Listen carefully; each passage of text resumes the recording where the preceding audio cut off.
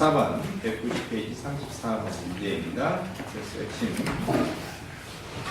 저온 액화가스 탱크에서 발생할 수 있는 열의 침입 현상으로 저희가 뭔가 했는데 저온 또는 초저온 용기나 이런 설비에서 탱크라든지 열의 침입이 된다는 뭐냐면은 마이너스 50도 이하로 이렇게 되어 있으면은 이충전, 이송하거나 충전하는 배관들이 연결되어 있어요. 그렇죠? 아주 틀려요. 이충전 소리가 연결이 되어 있고요. 속에 이제 이렇게 액화가 마이너스 50도 이하로 액체로 이렇게 저장이 되어 있을 거예요. 액체로 저장이 되어 있어요. 그러면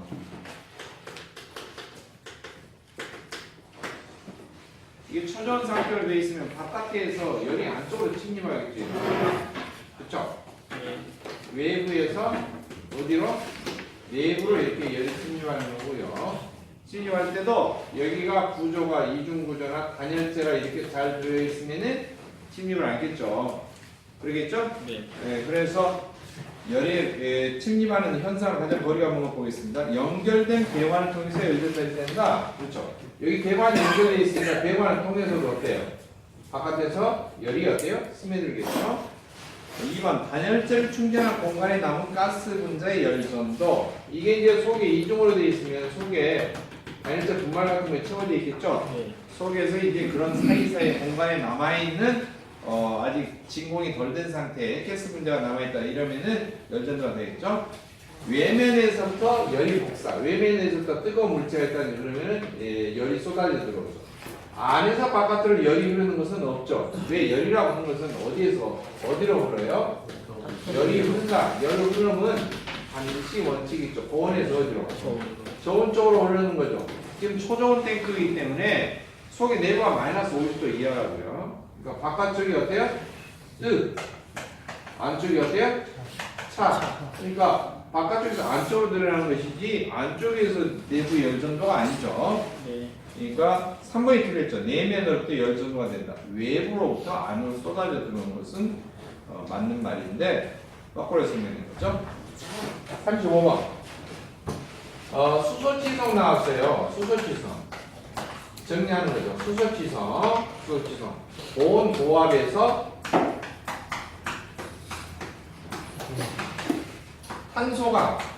탄소강의 원래 재료는 철, Fe 플러스 뭐가?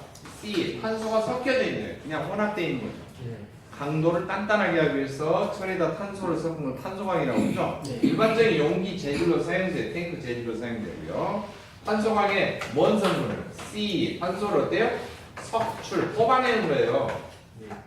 탄소를 뽑아낼 거래요. 예? 수소가. 그러니까 이렇게 용기 벽이 있으면은 다 철 이렇게 있는데 거기가 중간중간에 탄소가 있죠. 근데 수소가 이렇게 제장되어 있으면 H2H 이렇게 제장되어 있으면 이 탄소를 꼭꼭꼭 어디 백설기석에서 건포도 빼먹듯이 빼먹는다는 거죠. 이렇게 꼭꼭 빠지는 거죠. 그럼 합해져서 뭐예요? CH4가 되는 거죠. 그렇죠? 네. 문제는 탄소가 빠져나가는 거고 탄소가 빠져나간다. 탄소를 뺏긴다. 그래서 고온 고압에서 탄소가 석출된다. 빠져나간다는 것을 탈탄작용이라고 해요.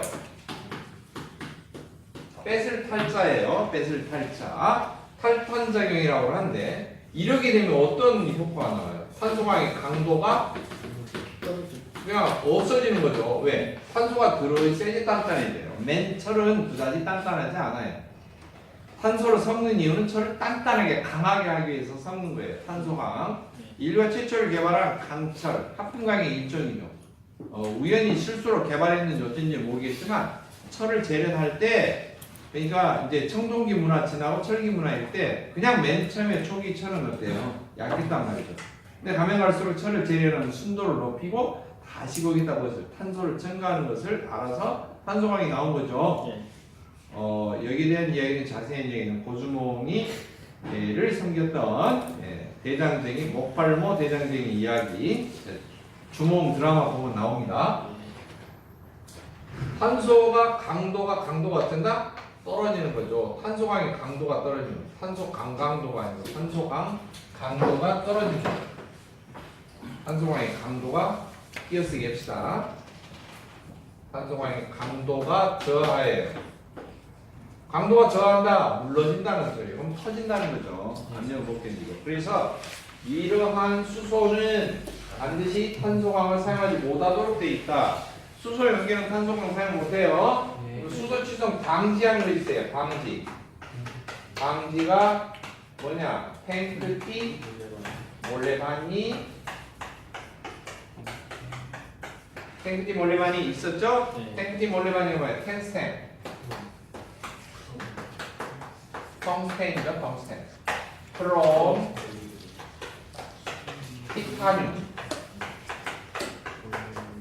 티타늄 엄청 비싸죠. 철강, 철보다도 무게는 반 정도밖에 이렇게 거의 반 정도로 가벼운데 강도는 어마어마하게 세죠. 네. 근데 가격이 너무 비싸죠. 그다음에 몰리브덴, 그래서 몰리브덴. 그다음에 바나듐,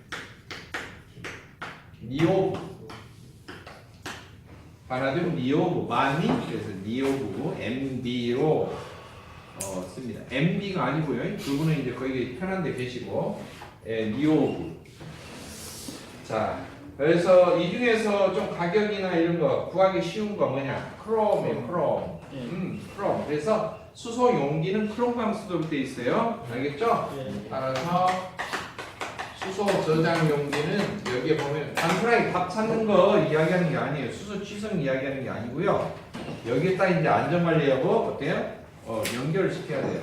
수소 용기는 탄소광 쓴다 못 쓴다? 못 쓴다. 그래서 무엇을 쓴다? 크롬광 사용해라. 이제 많이 좀 비싸니까 5, 6% 정도만 들어있는 크롬광을 사용하는 것이 적합하다라고 하는 거예요. 자, 35번 수소 취성 방지하는 원소로 옳지 않는 거 뭐가 있을까? 텅스텐, 바나듐, 크롬 있는데 규소는 아니에요. SI, 실리카죠, 실리카. 규소 아니고요.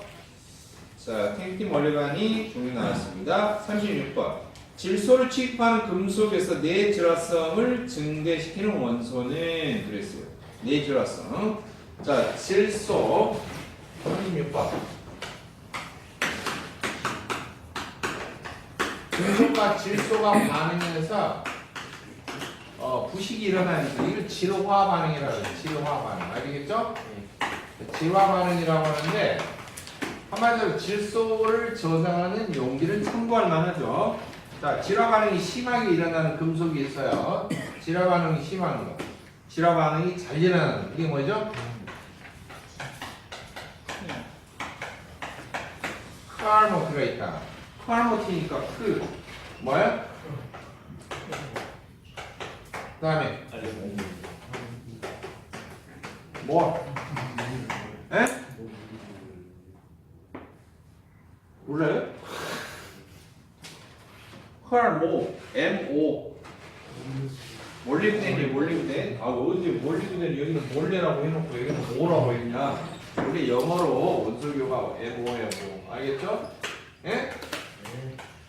몰리브덴 똑같아요. 그 다음에 뭐? 티타늄이 우수한 금속이긴 하지만은 질소와 접촉하면 질화 반응이 일어난다. 그러면은 이것을 안 일어나게 하는 거야. 그렇죠? 질화 반응에 잘 견디는 거야. 안 일어나게 하는 거야. 즉 이것을 내질화성 원소라고 해요. 알겠죠? 질화 반응이 견딘다, 일어나지 않는다 이런 뜻이에요. 어떤 거라고요? 내질화성 질화 반응 아니라는 거라고.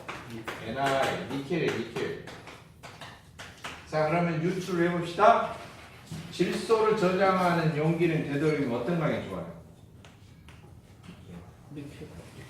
니켈강이 좋죠. 니켈강이 최고예요. 질소 저장 용기는 용기 재질이 뭐라고? 니켈강이 최고라고.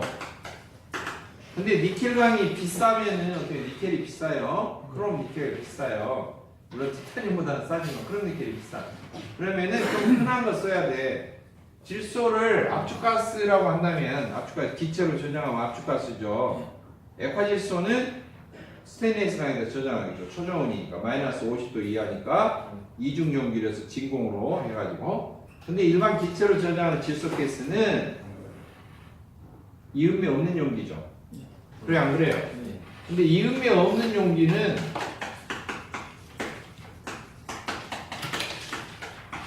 별다른 말이었으면 재질이 뭐죠? 주로? 그렇죠, 망간. 근데 여기에는 망간이라고 하는 거 보니까 크알모티는 아니잖아요, 아무튼. 그렇죠? 크알모티 아니란 말이에요. 그냥 대충 망간이죠. 그래서 질소용기는 망간광을 써도 돼요, 편하게. 그러나 최적은 뭐라고? 최적은 니켈광을 쓰는 게 좋다는 거죠. 36번 보겠습니다. 질소를 취급하는 금속 재료에서 내질화성을 증대시키는 거죠. 이 무슨 말이냐면은 질화 반응이 일어나지 않게 질소와 반응이 안 일어나서 부식을 방지해준다 라고 하는 거예요. 그리고 이제 보기 2번 AL은 알루미늄, 3의 C야 크롬, 4번 TI는 티타늄이에요. 크알모티에 속하니까 질화 반응이 잘 일어나는 거죠. 자, 그 다음에 37번입니다.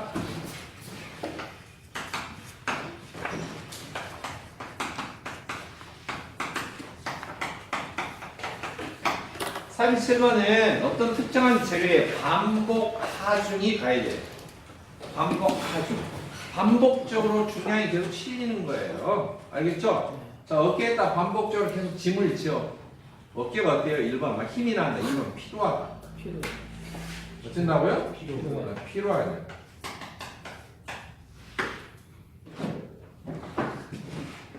답이 몇 번이에요? 3번이죠. 피곤하다니까. 이거 이해 안 되세요? 좀 피곤하죠. 자, 크리프라고 하는 건 좀 알아야 돼요. 크리프가 뭔가 변형이 갑자기 증가하는 현상이에요. 알겠죠? 강도가 떨어져서 변형이 갑자기 어쩐다? 증가하는 현상. 변형이 갑자기. 이 말은 강도가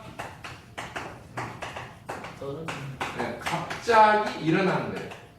잘 버티다가. 그게 뭐냐면은 주로 탄소광에서 일어나는데요. 이게 이제 온도일 때 이게 강도란 말이에요. 이게 몇 번이야? 덥잖아! 이 강도가 아니고 강도. 강도가 쭉 유지가 되다가 어느 지점에 가면은 절벽들이 뚝 떨어져서 강도가 떨어질 거예요. 알았죠? 근데 이런 온도가 있어요. 도대체 몇 도에서 이런 온도가 생길까? 350도예요. 이게 탄소광의 크리프 현상이에요. 알겠죠? 미일자 붙여도 되고 안 붙여도 돼. 크리프 똑같아요. 고온이 되면 350도 이상 고온이 되면 탄소광이 강도가 갑자기 눌러져서 변형이 갑자기 많이 생기는 흐름을 되는 이런 것을 크리프 현상이라고 합니다. 변형이 증가하고 때로는 찢어지죠. 파괴가 되죠. 에로션. 거기 3번은 에로션은 부식을 말하고요. 4번 탈탄은 뭐예요? 탄소광 용기에서 수소를 저장했던 보호고압에서 탄소 성분이 빠져나가는 탈탄. 1번 피로는 뭐예요? 반복적으로 계속 힘을 가했다 뺐다 이렇게 되면은 그 힘받은 자리가 돼요. 피곤하죠.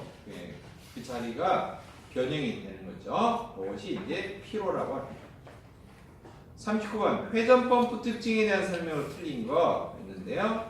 회전 펌프는 펌프 구조상으로 원심 펌프, 또 회전 펌프, 또 왕복식 펌프 이렇게 나눌 수가 있어요. 펌프 문제인데요. 설비 문제니까 펌프가 나왔죠. 39번 보면은 가스 이송하는 액화가스를 이송하는 펌프 구조상으로 보면은 첫째 원심 이건 에너지 관리에서도 배웠을 거예요. 터비 펌프가 있고요. 또 뭐가 있어요? 볼륨2 이런 거 있죠. 그 다음에 이제 왕복식이 있어요. 피스톤, 워싱턴, 웨어라고 그랬죠? 아직 안 외웠어요? 자, 피스톤, 워싱턴, 웨어 이런 거 등등 있어. 한 번에 왔다 치크치크 왔다 갔다 하는 거예요. 근데 회전식이 있어요. 돌리는 거. 원심식과 회전식은 좀 달라요. 원심식은 임펠러가 달렸어. 뭐가 달렸어? 임펠러. 날개가 달려서 된 거고요. 회전식은 기어식, 뭐 스크루 이런 식이 있는데 나사식 이런 게 있는데 어떻게 다르냐면은 원심식은 구조가 이렇죠. 이렇게 액자가 있으면 임펠러를 중립쪽에서 이렇게 돌리면 모터로 돌리면 샥 돌면은 이렇게 돼요. 벽 쪽으로 펌프실 벽 쪽으로 쫙 쏠리게 되죠. 그래서 여기가 출구가 있고요. 그 다음에 여기는 송을 막아서 중심축 방향으로 압력이 뚝 떨어지니까 이렇게 빨아들여요. 이게 이쁘고 이렇게 출구가 나와요. 원심력으로 벽에 쏠리는 거죠. 이건 이제 원심식이에요. 근데 이제 기어식은 이거 전혀 다르죠. 어떻게 다르냐? 정밀하게 그리기 위해서 이렇게 한 거예요. 알겠죠? 예.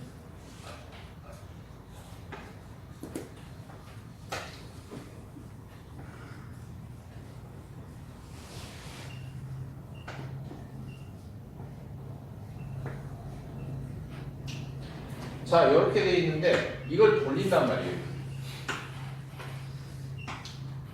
가운데로 못 지나가. 그러면은 여기 이빨 틈새에 물고 이송이 돼요. 펌프실이 그냥 열어 생긴 거예요. 알았죠? 그래서 이렇게 와서 옆으로 이빨 물고 들어가는 요 자리만큼만 이렇게 배출이 돼요. 알겠죠? 이런 식이에요. 이게 이제 대표적인 기어식인데 끈적끈적해도 이송이 돼요. 예, 점도 있는 유체를 어떤가? 이송이 가능해요. 임펠러는 안 돌아요. 끈적거리면 왕복치가 뻑뻑해요. 근데 이것은 이빨로 물고 가는 것이기 때문에 가능하죠. 그 정도 유체가 이송이 가능해요. 끈적거리는 거. 근데 저런 것이 회전식 펌프의 어떤 특징이라고 볼 수가 있고요. 그 다음에 이제 흡입이나 토출밸브 자체가 필요가 없어요. 기어가 멈추면 이송이 중지가 되는 거예요. 고압에 적당하다, 점성 있는 액체 성능이 좋다, 송출량의 맥동이 없다. 송출량의 맥동이라는 것은 맥동이 뭐예요? 맥동. 자, 이게 펌프 특징 한번 나와서 다른 문제 응용 문제 나올 수 있죠. 왕복식 문제 생긴 게 뭐냐? 서징. 저는 서징이 아니고 맥동 현상의 문제. 맥박이 어때요? 맥박이 어떻게 동작이에요? 심장이? 나갔다, 멈췄다, 나갔다, 멈췄다 이렇게 되죠. 이거 왕복식 펌프는 유체가 흘러갈 때 그렇게 흘러가는 거죠. 근데 원심식은 이 안에가 텅 비면 어때요? 텅 비면은 맹 공기만 나가는 거죠. 그러면 거꾸로 어때요? 얘가 진공 상태에 가깝게 되니까 다시 역류해서 들어와요. 나갔던 출구 쪽에서. 이렇게 역류해서 들어오는 것은 서징이라고 합니다. 그러니까 원심은 문제가 되는 게 있으면 뭐예요? 서징이죠, 서징. 펌프 같은 경우는 이제 먼저 서징이 일어나게 텅 비어있는 상태는 캐비테이션, 공동현상이라고 하고 공동이 되고 난 다음에 어떻게 역류해서 들어오면 서징이 일어나는 거예요. 캐비테이션과 서징이 반복적으로 일어나는 거예요. 원심식은 그게 약점입니다. 회전식은 그런 게 전혀 없죠. 입구 출구 밸브도 필요 없죠. 멈추면 어때요? 스톱해요. 정지하는 거죠. 딱 기아가 막고 있으니까. 그렇잖아요? 네. 요거 밸브가 없으면 나갔던 거 다 쏟아져 들어와요. 여기도 딱 닫아주는 게 있어야 되고 여기도 있어야 돼요. 그렇죠? 요거 딱 멈춰 있으면 어때요? 자기들이 이게 문짝 역할을 하는 거예요. 개폐 역할을. 기아가 딱 막고 있으니까. 그렇겠죠?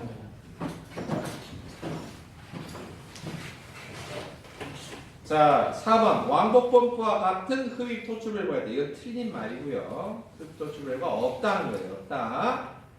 40번 다음 중 왕복식 펌프 종류에 해당하는 거 기어 펌프, 베인 펌프, 터빈 펌프, 플런저 펌프 이런 거 있는데요. 터빈 펌프 아니고요. 그리고 뭐 베인 펌프 아니고 기어 펌프 아니고 플런저, 워싱턴 에어 플런저가 있는데 피스톤 펌프, 플런저 피스톤, 플런저. 플런저하고 워싱턴 웨어가 있는데 워싱턴 웨어는 두 개는 피스톤 방식이에요. 피스톤하고 플런저하고 약간 다르다고 그랬죠? 왕복 운동을 하는데 요 지름에 비해서 이게 왔다 갔다 움직이는 거리가 짧아요. 여기에 비해서 어때요? 여기가 짧아. 이러면 뭐라고 그러죠? 피스톤. 그 다음에 이렇게 슬림한데 지름이 작은데 많이 왔다 갔다 해. 지름은 작은데 어때요? 여기에 비해서 이 크죠? 네. 이건 뭐예요? 플런저. 플런저는 피스톤에 비해서 적은 양을 고압으로 많이 움직이니까 고압으로 송출할 수가 있어요. 자, 왕복식 종류는 플런저입니다. 플런저. 41번. 다음 펌프 중에 시동하기 전에 프라이밍이 필요한 거. 펌프 종류 중에서 펌프를 기동할 때 프라이밍이라고 하는 용어가 나왔네요. 41번. 여기다가 핑크합니다. 에너지 관리에서는 보일러 본체 내부에서 물에서 작은 물방울이 튀어 올라오면서 프라이밍이라고 하는데, 이제 펌프에서 나오는 프라이밍은 동일한데 펌프실 내에 물을 채우는 작업을 말해요. 언제? 기동 전에, 펌프 돌리기 전에 펌프실 안에 물을 가득 채워주는 것을 프라이밍 작업이라고 하고요. 펌프실이 속이 텅 비어 있으면 절대 급수나 액체가 이송이 안 돼. 여기가 텅 비어 있으면 아무리 돌려봤자 허당이야. 예, 그런 경우는 어디에서 프라이밍을 해줘야 되는 거? 원심 펌프에 해당이 됩니다. 원심 펌프는 반드시 프라이밍 작업을 해줘야 돼요. 알겠죠? 네. 뭘 해준다고? 이거 원심 펌프. 나머지는 상관없어요. 왕복식은 빨아들이니까 속에 비어 있어도 빨아들이면 빨려 들어옵니다. 예, 상관이 없는데 원심 펌프는 속에 펌프실이 텅 비어 있으면은 임페를 돌려봤자 공중에 허당이다 이런 소리예요. 따라서 반드시 시동에 프라이밍이 필요한 화학 펌프는 원심 펌프. 시골에서 이것을 혹시라도 농사를 좀 짓는데 본인이 안 짓더라도 본인이 농사를 지시면은 다를 거예요. 논농사 질 때 논에 물댈 때 물이 부족할 때는 양수기 동원 하잖아요. 밭에도 어때요? 물릴 때 양수기 동원하죠. 양수기 가동하기 전에 다 같이로 어때요? 양수기 본체에다가 물을 채우는 거죠. 펌프실에다. 그렇게 물 채우는 작업이 뭐예요? 프라이밍이라고 해요. 프라이밍. 원심 펌프에 해당되는 겁니다. 42번. 펌프의 캐비테이션에 대한 설명으로 옳은 거인데, 캐비테이션은 펌프실 안이 텅 비는 걸 말해요. 캐비테이션은 주로 어디에서 원심형 펌프에서 빈 날개만 이렇게 돌아가는 걸 말해요. 펌프실이 텅 비면 펌프실이 텅 비어버려요. 공동현상이라고 하는데, 그게 이제 어떻게 일어나는가? 왜 거기가 텅 비게 될까? 그리고 왜 속에가 기포만 가득 차게 될까? 기포가 발생하는 현상인데요. 자, 봅시다. 액체가 흘러갈 때 액체 중에 갑자기 기포가 생겼다? 압력이 어쨌다는 거죠. 떨어졌다는 거죠. 그렇죠? 그래서 한번 그림을 한번 그려볼게요. 이따 그림을 그려볼게요.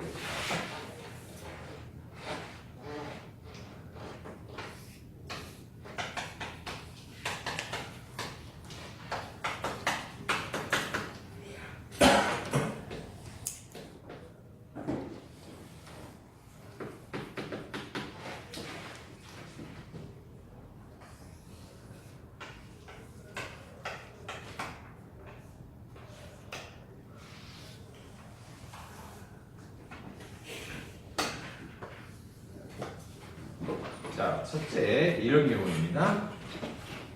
이게 너무 높아. 그러면 잘 어때요? 안 빨려와. 그럼 이게 텅 비죠. 네. 맞죠? 펌프가 돌 때 펌프 중심에서부터 이 빨아올려 액체를 빨아올리는 높이, 이것을 흡입 양정이라고 해요. 첫째는 흡입 양정이 너무 클 때예요. 알겠죠? 네. 너무 크다는 말은 너무 높게 설치되어 있다. 빨아올리는 거예요. 이런 소리고요. 이제 그런 원인이 아니라면 왜 기포가 생길까? 여기가 왜 텅 비게 될까? 여기가 기포가 가득 차게 되는 것은 흘러가는 유속이 너무 어쩔 때? 빨리 지나갈 때. 그러니까 유속이 증가하면 어떻게 돼요? 속도가 증가하면은 좁은 틈새에 속도가 증가하면 뭐가? 압력이 떨어지죠. 네. 맞아요? 압력 떨어지죠. 네. 압력 떨어지면은 부피가 증가하죠. 맞아요? 틀려요? 부피 증가해요? 안 해요? 눌려있던 압력이 빠지면 부피가 늘어나요. 근데 액체가, 펌프는 액체입니다. 액체가 압력이 떨어져서 부피가 늘어나는 유일한 방법은 뭐냐? 뭐가 발생한다? 기체가 생기는 거예요. 액체가 기체가 되면 엄청 부피가 늘어나거든요. 그러니까 저절로 액체에서 기체가 나오는 거예요. 액체가 증발해서. 알겠죠? 기포가 생기는 거예요. 그러니까 펌프는 아무리 고급 펌프라도 고속으로 임펠러가 모으는 자리 또는 밸브를 어떻게 출구 쪽에서 모아져서 밸브 쪽으로 나가잖아요. 속도가 증가하는 자리. 이런 자리에서는 압력이 그 부분에서 떨어지는 거예요. 속도는 빨라지는데 통과하는 속도는 빨라지는데 어쩐다? 압력이 떨어져요. 그 이야기 기초공학에서 많이 했었죠. 지하철 전철 같은 데서 이렇게 가만히 있는데 내 앞쪽으로, 몸 앞쪽으로, 내 등 쪽으로 밀고 있는 공기 압력이 똑같다고 그랬죠? 그러니까 가만히 서 있는 거죠.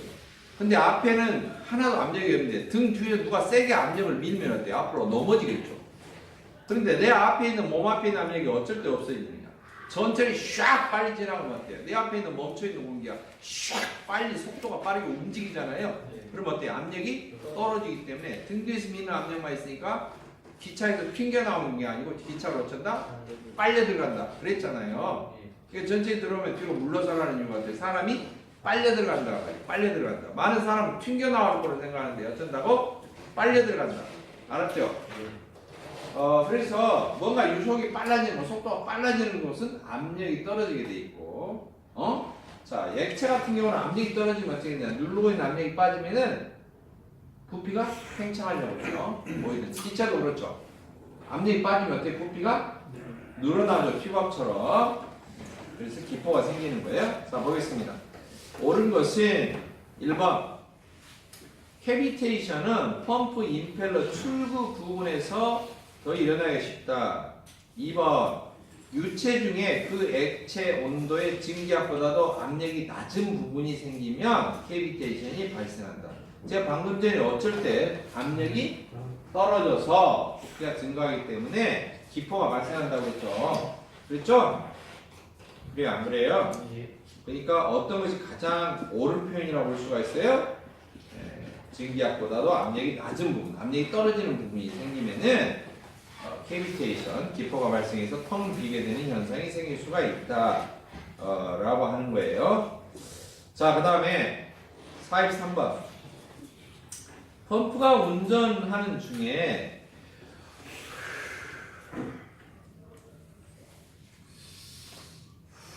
이렇게 한숨을 쉬는 것 같은 상태가 되어서 토출이나 흡입구에서 압력계 바늘이 흔들리면서 동시에 유량의 변화가 심하게 일어나는 거죠.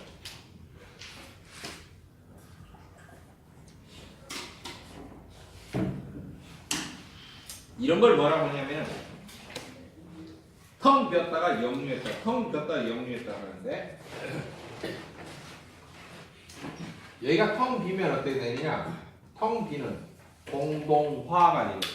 여러분 시내 중심지가 상부에 죽어버리고 외곽지가 발생하면 시내가 공동화가 일어나죠. 펌프실 안이 텅 비는 걸 뭐라고? 공동현상. 영어로 캐비테이션이에요. 그러면은 막 빈 공기만 나가니까 압력이 뚝 떨어지니까 출구 쪽에 나갔던 것이 어때요? 역류예요. 그러니까 여기 쪽을 보면은 나갔다 들락 날락 들락 날락 그러니까 이게 개판이 되는 거죠. 압력계 바늘이 심하게 지침이 떨리는 거죠. 네. 여기서는 조금씩 덩어리 져서 어때요?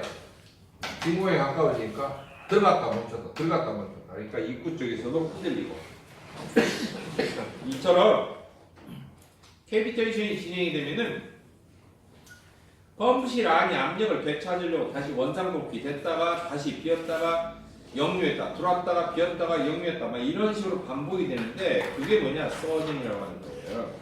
알겠죠? 역류에서 서징 현상이 일어난다. 자, 그 다음에 44번. 펌프의 회전수를 1000rpm에서 1200rpm으로 변화시키면은 동리에 몇 배가 되느냐. 이거 이제 회전수에 관한 상사법칙인데요. 펌프나 송풍기처럼 이를 돌려서 뿜어내는 것에 상사법칙이라고 하는 게 있어요. 상사법칙. 필기가 너무 많이 되어서 여기다 하나 적어볼게요. 상사법칙.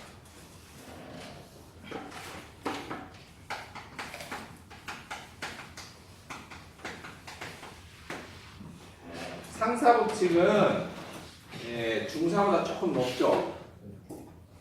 그런가요? 준이 밑에 노란 바퀴 밑에 상사 그 이야기하는 거 아니에요.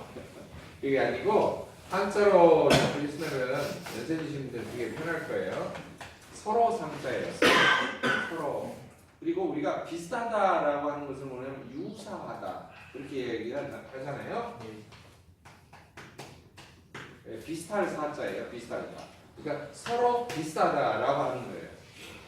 이게 무슨 소리냐면 이게 펌프가 두 개가 있어요. 이게 펌프가 두 개가 있는 거예요. 펌프가 두 개가 있는데 이쪽 펌프하고 이쪽 펌프하고 모델 람바가 똑같아. 모델 람바가 똑같아. 그러면 여러분이 생각할 때 똑같다고 생각되죠? 아니에요. 비슷할 뿐이에요. 왜 그런가? 자동차 모델이 똑같으면 100% 똑같다고 장담할 수 있어요? 아니죠. 미세하게 조금씩 차이가 있잖아요. 그렇죠? 잘 모르겠으면 옆에 펜더를 뜯어다가 붙여보면 알아요. 딱 안 맞아요. 딱 안 맞아요. 미세하게 어때 틈새가 달라지는 걸 느낄 수가 있습니다. 그러니까 동일한 모델일 뿐이지 조립하는 단계에서 이런 데에서 100% 정확하게 나오기가 힘들죠. 똑같이. 그래서 거의 유사하다, 거의 같지만 비슷하다. 비슷하지만 다른 거 있어요. 분명히 다른 거 있어요. 종교에서는 그런 말 많이 쓰잖아요. 비슷하지만 그러나 이 왜? 이 아니다 아닐 때 사입이란 말은 뭐예요? 비슷한 것 같아요. 얼핏 뭐 헷갈려. 그러나 아니요. 진짜가 아니요. 이게 사입이죠. 그런 걸 사입이라고 그래요. 알았죠? 사입.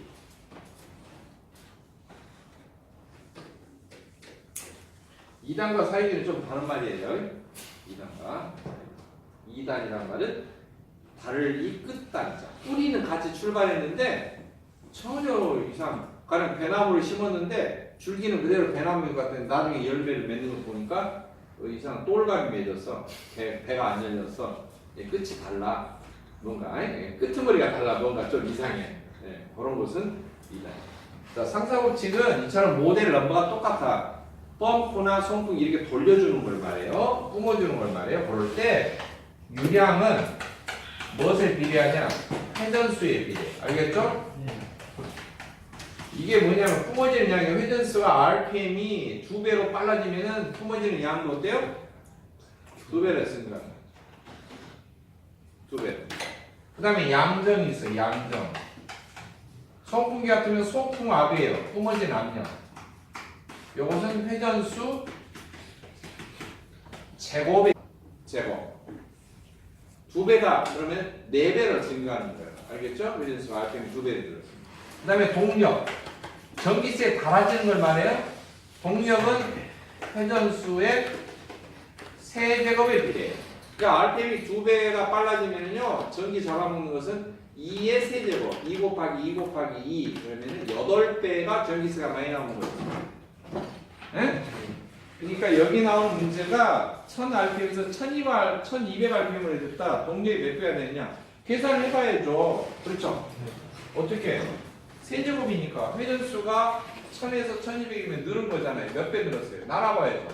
1200을 원래 있던 rpm 1000으로 나눠보죠. 요만큼 배수만큼 늘은 거죠. 근데 동력은 그것에 몇 배? 세제곱배가 늘어나는 거죠. 계산기 풀 때 그대로 하면 되죠? 괄호로 1200 나누기 1000 괄호 닫고 세제곱이 있어요. x 세제곱, y 세제곱 정확용 계산기 보면 세제곱 누른 게 있어요. 알겠죠? 요런 버튼이 있어요. 세제곱 버튼이 있을 거예요. 요거 누르면 되죠. 그러면 계산이 되겠죠?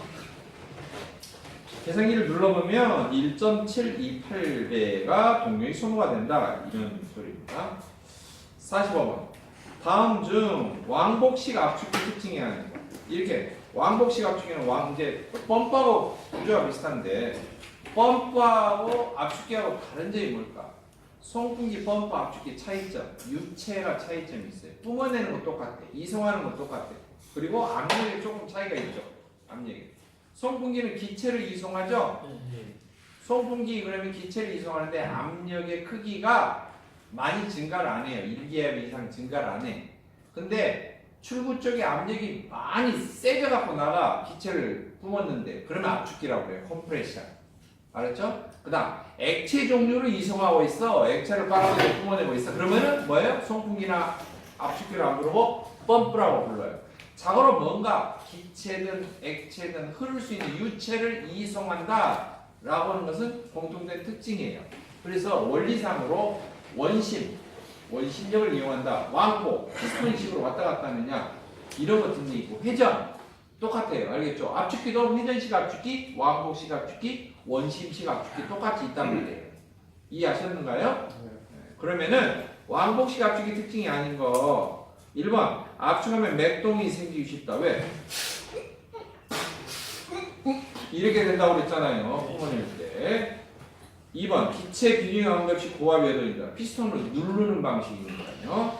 3번 용량 조절폭이 넣었다. 4번 비용적식 압축기다. 뭔가 실린더라든지 이런 공간, 압축하는 공간에다 빨아들여서 그걸 눌러갖고 내보내. 뭔가 압축하는 공간만큼 정확한 계산이 돼. 이런 걸 뭐라고 그래요? 용적식 압축기, 최적식 압축기라고 그래요. 그게 대표적으로 뭐가 있다? 왕복식, 그리고 회전식도 거기에 속해요. 근데 원심식은 빈 공간은 있긴 있는데 임페러 날개를 얼마나 빨리 돌리느냐에 따라서 달라져요. 그러니까 추측하기가 어렵죠. 계산하기가 어렵죠. 그런 것을 비용적식 압축기라고 해요. 원심식 같은 경우는 45번에 4번이 답이죠. 용적식 압축기인데 B자를 붙였으니까 틀렸습니다.